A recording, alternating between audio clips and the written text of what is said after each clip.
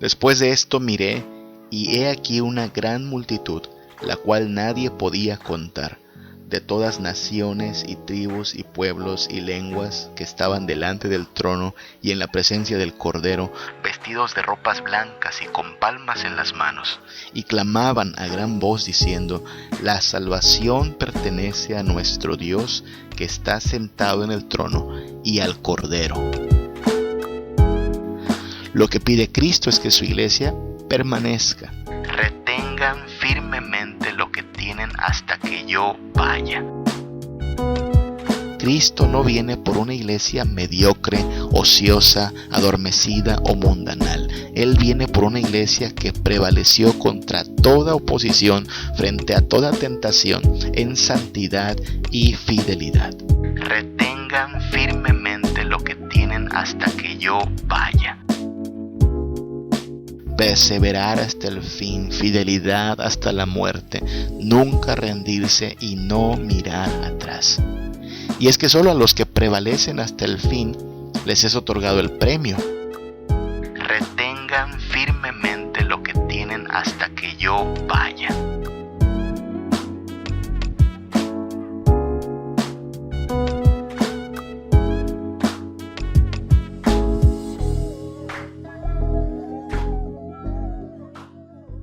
Buenos días, buenas tardes, buenas noches, cualquiera que sea el momento en que nos sintonizas y la situación de vida en que te encuentres. Que el Señor te bendiga, te guarde, te prospere y sea tu amparo y fortaleza.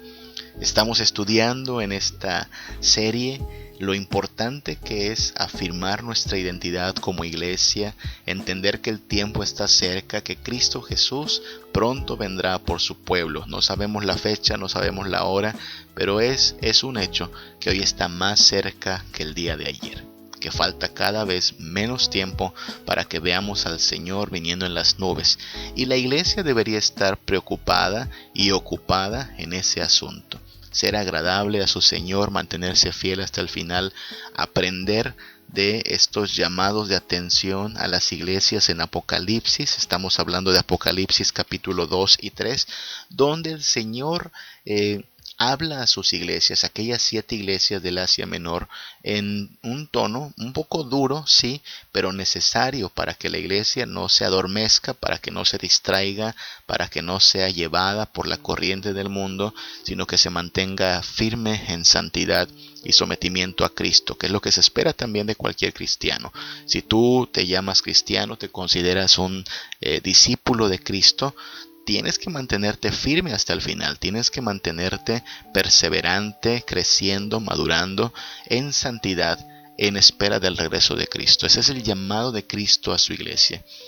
Y por eso a lo mejor tú tienes tu idea de cómo es que tu iglesia, esa comunidad local, pues debe ser transformada. A veces pensamos que cierto hermano debe cambiar, que mi pastor debe cambiar. Y por supuesto, Dios quiere hacer cambios en las personas, pero quiere hacer cambios también en ti y en mí. Es decir, todos en la iglesia necesitamos ser transformados, necesitamos ser cambiados, moldeados, pulidos, corregidos. Y por eso mismo estamos preguntándonos cuál sería la lista que el Señor nos haría como iglesia. Si el Señor nos escribiera una carta a nosotros, ya sea la iglesia Príncipe de Paz, la iglesia El Divino Salvador, la iglesia La Santísima Trinidad, la iglesia Lago de Genezaret, ya sabes, hay tantos nombres tan variables para las iglesias. Pero si el Señor nos escribiera hoy una carta, ¿qué encargos nos haría? Vamos a estar meditando en Apocalipsis capítulo 2, los versículos del 18 al 29, que es el mensaje a una iglesia que se encontraba en Tiatira. Recuerda que las iglesias aquí tienen los nombres de los lugares donde se encuentran estos hermanos. Así es que había una ciudad llamada Tiatira y allí se encontraba esta comunidad de creyentes. Voy a leer rápidamente los versículos 18 al 29 de Apocalipsis 2. Escribe al ángel de la iglesia en Tiatira: el Hijo de Dios, el que tiene ojos como llama de fuego y pies semejantes al bronce bruñido, dice esto: yo conozco tus obras y amor y fe y servicio y tu paciencia, y que tus obras postreras son más que las primeras. pero tengo unas pocas cosas contra ti, que toleras a esa mujer Jezabel, que se dice profetiza, que enseñe y seduzca a mis siervos a fornicar y a comer cosas sacrificadas a los ídolos. Y le he dado tiempo para que se arrepienta, pero no quiere arrepentirse de su fornicación. He aquí yo la arrojo en cama y en gran tribulación a los que con ella adulteran, si no se arrepienten de las obras de ella. Y a sus hijos heriré de muerte, y todas las iglesias sabrán que yo soy el que escudriña la mente y el corazón, y os daré a cada uno según vuestras obras. Pero a vosotros y a los que están en Tiatira, a cuantos no tienen esa doctrina y no han conocido lo que ellos llaman las profundidades de Satanás, yo os digo, no impondré otra carga. Pero lo que tenéis, retenedlo hasta que yo venga. Al que venciere y guardare mis obras hasta el fin, yo le daré autoridad sobre las naciones, y las regirá con vara de hierro, y serán quebradas como vaso de alfarero, como yo también la he recibido de mi Padre. Y le daré la estrella de la mañana. El que tiene oído, oiga lo que el Espíritu dice a las iglesias. He ahí el mensaje a Tiatira. Un mensaje, como ya escuchamos, con cierta amonestación, con cierta reprensión, pero con esperanza de mira, no está todo perdido, todavía se puede hacer algo. Creo que algo así sería más o menos el tono de una carta para la iglesia contemporánea, la iglesia del siglo XXI. Miren, se han equivocado en muchas cosas, se han distraído de muchas cosas importantes, pero podemos todavía hacer algo, podemos corregir muchas cosas, porque eso es lo que está llamada la iglesia a hacer: corregirse, reformarse, reorientarse, siempre en obediencia a la palabra de Dios. Entonces preguntémonos, ¿cuál sería la lista de encargos que Dios nos haría a la luz de lo que estamos viendo en la carta a Tiatira? ¿Qué nos encargaría el Señor? Vamos a hacer una lista entonces de las cosas a las cuales Cristo nos está llamando. Primero que nada, Cristo nos está llamando al progreso espiritual. Cristo quiere que nosotros tengamos progreso espiritual, donde como humanos quizá estamos más a veces preocupados por el progreso económico, el progreso académico. El Señor mediría el progreso de su iglesia en términos espirituales, es decir, en términos de devoción, en términos de piedad, en términos de santidad. En el versículo 19 de esta carta a Tiatira, el Señor le aplaude a esta iglesia que sus obras postreras, o sea, sus obras más recientes, han sido más que las primeras. Es decir, ha habido un incremento, un crecimiento, un progreso, no en términos humanos o terrenales, sino ante la mirada de Dios. Otra forma en que la Biblia habla de progreso espiritual es en términos de perfección. Dios está perfeccionando a los santos. Dice allá el apóstol Pedro en 1 de Pedro 5:10, a manera de bendición, que el Dios de toda gracia, que nos llamó a su gloria eterna en Jesucristo, después de que hayáis padecido un poco de tiempo, Él mismo os perfeccione, afirme, fortalezca y establezca. Eso es lo que está haciendo el Señor con su iglesia. Le está perfeccionando, le está puliendo, de manera que sus obras postreras terminen siendo mejores que las primeras. Todos nosotros comenzamos ahí dando tumbos, un tanto torpes, pero el Señor quiere que vayamos creciendo hacia la madurez espiritual. Fíjate que esa es una de las cosas que yo creo que debieran ser más importantes cuando hablamos de la salud de una iglesia. Cometemos un grave error si pensamos que la cantidad de congregantes nos dice acerca de la fuerza de una iglesia, o que la cantidad de dinero en el banco acumulada pues por los ingresos de las ofrendas y los diezmos nos dice si una iglesia es fuerte o no. Mira, la verdad es que una iglesia puede tener muchos asistentes y bastantes bienes acumulados y aún así ser una iglesia pobre en espíritu, pobre espiritualmente, pobre en términos de madurez. No ha crecido, no ha madurado, no ha progresado en su devoción. Así es que debemos entender esto. El Señor nos llama al progreso espiritual. En Filipenses 1:6, Pablo dice que él está persuadido de que el que comenzó la buena obra la perfeccionará hasta el día de Jesucristo. Tú y yo podemos esperar eso. Si el Señor ha comenzado a obrar en nosotros su poder, su transformación por medio del Evangelio, Él irá prosperándonos en esta perfección, irá puliéndonos, irá transformándonos, de manera que seamos cada vez más maduros en Cristo. Así es que lo que Dios espera de su iglesia es que sea madurada, que progrese espiritualmente. Dios está perfeccionando a su iglesia y ese debiera ser el anhelo constante de nuestro corazón, el crecer hacia una mayor madurez en semejanza a Cristo. El mismo Pablo, el mismo apóstol Pablo, tenía esta preocupación. Allá en Filipenses 3:12, él no tiene una actitud ya de triunfalismo, de decir yo ya la hice, ya me gané mi pase al cielo. Él mismo dice, miren, no que yo ya lo haya alcanzado, ni que ya sea perfecto, sino que prosigo por ver si logro hacer aquello para lo cual fui también llamado por Cristo. Qué humildad de parte de Pablo, que él mismo dice, yo no soy perfecto. Estamos hablando del Pablo que escribió gran parte del Nuevo Testamento, que es el apóstol Pablo. Él mismo dice, no soy perfecto todavía, hermanos. Esa es la actitud con la cual debemos vivir como iglesia y como creyentes. No somos perfectos, estamos en proceso de perfeccionamiento, estamos siendo madurados y por eso debemos poner en ello toda diligencia. Dios espera que su iglesia tenga progreso espiritual, pero también Cristo nos está llamando a algo más. Cristo nos está llamando a la ortodoxia doctrinal. En el versículo 20 de Apocalipsis 2 se le reclama a la iglesia de Tiatira que ha tolerado a una mujer a quien identifica como Jezabel, es como su alias, ¿no? Alias Jezabel. Aquella reina pagana y sanguinaria de Israel que introdujo la brujería, la hechicería, pues así es identificada una persona aquí en Tiatira. Y el Señor les reclama que han permitido que riegue su falsa enseñanza. Tal parece que esta persona gozaba de cierto prestigio e influencia, pues tenía la oportunidad de enseñar.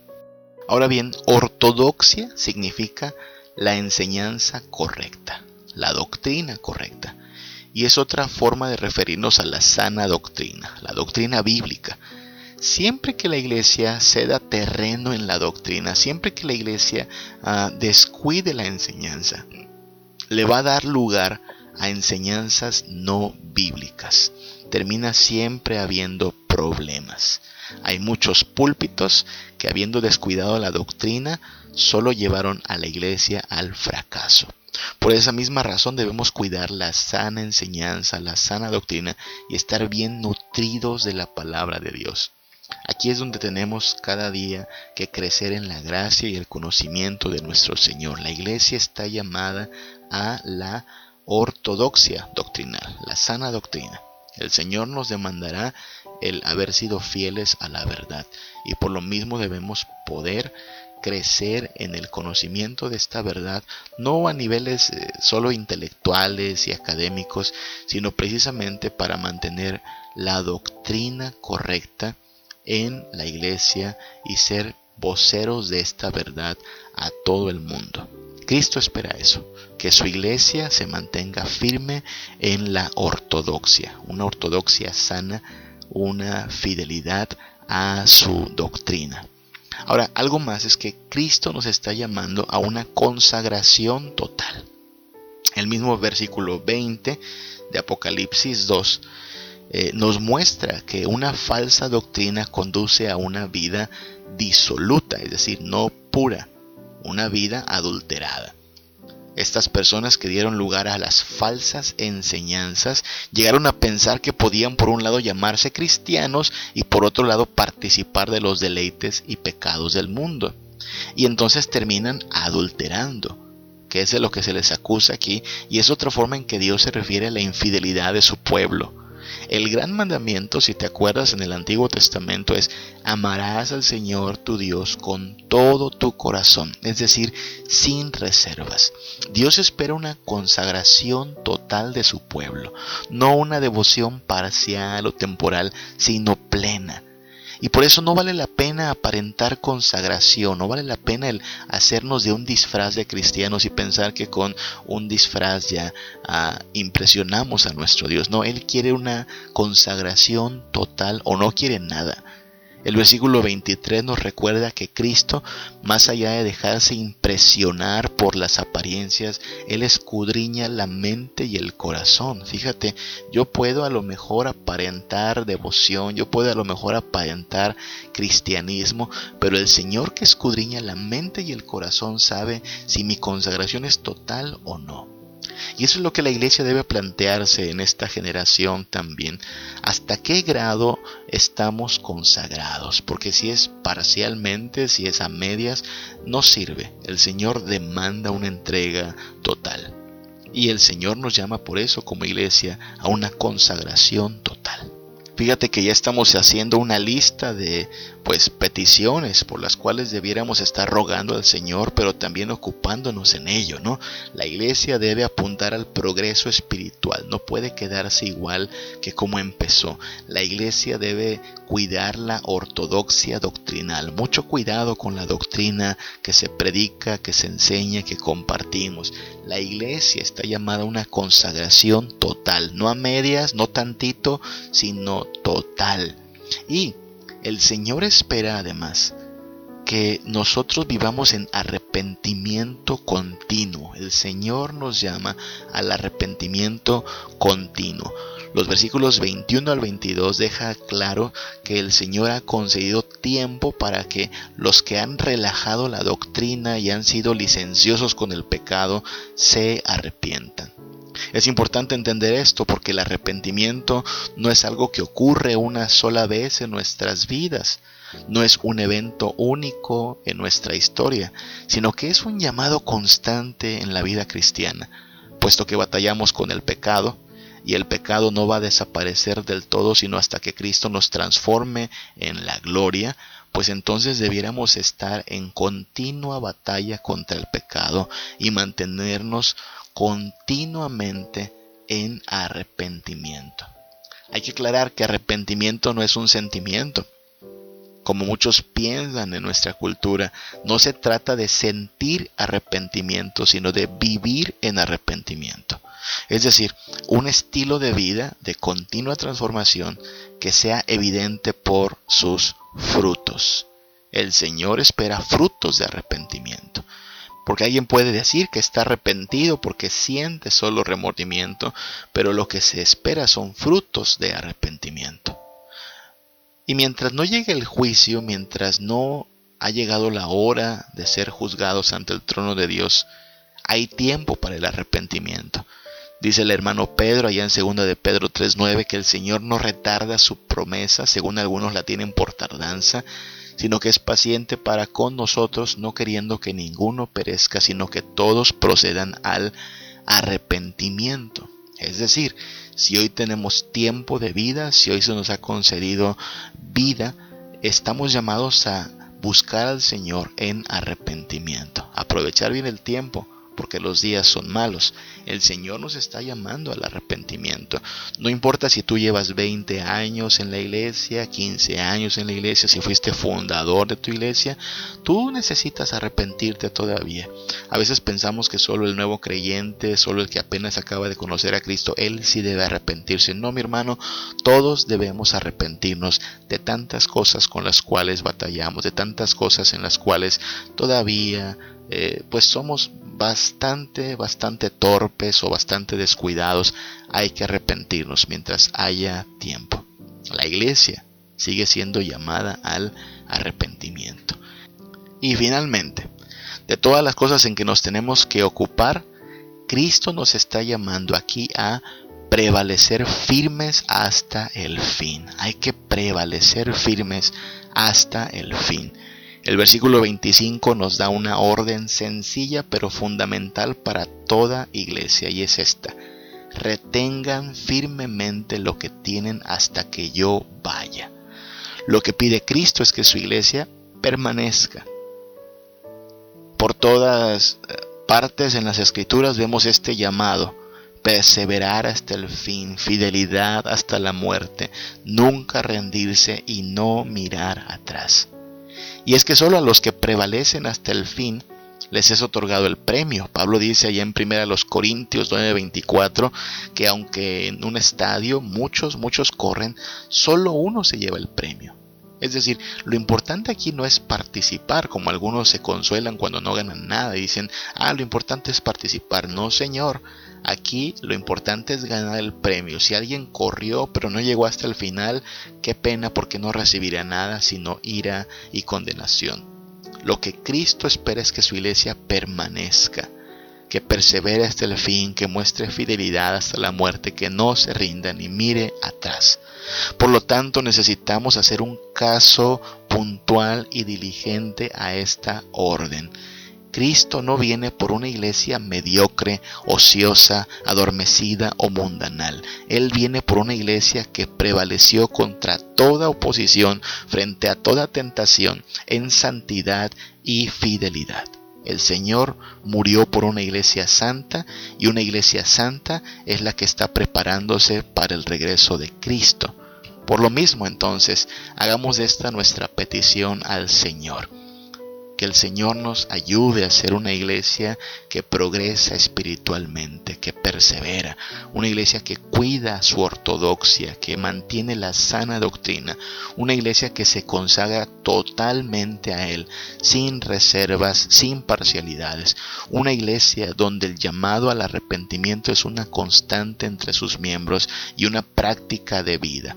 Vivimos en continua dependencia de su gracia, y una iglesia que prevalezca hasta el fin, contra todo viento y marea, contra toda tormenta y ataque, contra toda tentación, contra toda adversidad, que permanezca fiel hasta el fin. Y el Señor es quien ha de darnos tal fortaleza, tal presencia, tal poder, de manera que esta iglesia siga siendo luz aún en la más oscura noche. Que el Señor te bendiga, que el Señor bendiga a tu iglesia, que el Señor siga edificándonos y nos ayude a prevalecer hasta el final. Que el Señor nos guarde. Ven, Señor, sí, ven, Señor, ven, Señor.